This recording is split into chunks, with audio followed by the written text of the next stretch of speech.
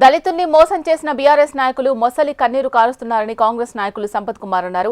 మాజీ మంత్రి కేటీఆర్ దళితుల్ని ఉద్ధరించినట్టు మాట్లాడుతున్న తీరును బాధాకరమన్నారు. సీఎం రేవంత్ రెడ్డి సమర్థ ప్రజాపాలనలో దళితులకు న్యాయం జరిగితే బీఆర్ఎస్ నాయకులు ఓర్చుకోలేకపోతున్నారని విమర్శించారు.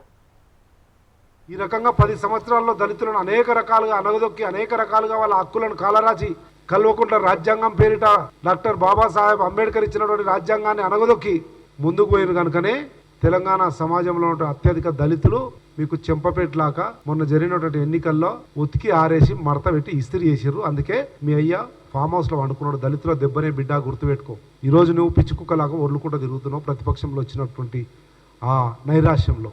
అటువంటిది మళ్ళీ ఈ ఏడాదిన్నర కాలంలో రేవంత్ రెడ్డి గారి నాయకత్వంలో ఏర్పడ్డ ప్రజా ప్రభుత్వం పూర్తిగా దళిత పక్షపాతి ప్రభుత్వంగా ముందుకు పోతూ 30 సంవత్సరాల దళితుల కళ ఆవేదన ఉద్యమం వర్గీకరణ ఉద్యమానికి రాజకీయం చేసే ఏ నాయకుడు కూడా వర్గీకరణ అంశాన్ని కానీ వర్గీకరణ కాయిదాన్ని కానీ ముట్టుకోవడానికి ఆ అంశాన్ని మాట్లాడడానికి భయపడే పరిస్థితి నుంచి ధైర్యంగా గుండె ధైర్యంతో చెప్పిన మాట కట్టుబడి కాంగ్రెస్ పార్టీ కానీ రేవంత్ రెడ్డి గౌరవ ముఖ్యమంత్రి గారు కానీ వర్గీకరణ చేసిరు. చారిత్రాత్మకమైనటువంటి విప్లవాత్మకమైనటువంటి అభ్యుదయ భావజాలంతో తీసుకున్నటువంటి చారిత్రాత్మక నిర్ణయం. దాంతోపాటు నీ ఒక్కరినంటే ఒక్కరిని ఇయ్యలే క్యాబినెట్లా, కానీ ఈరోజు 5 మంది దళితులు ఉన్నటువంటి క్యాబినెట్ భారతదేశంలో ఎక్కడ ఉందంటే అది తెలంగాణ రాష్ట్రంలోనే ఉంది.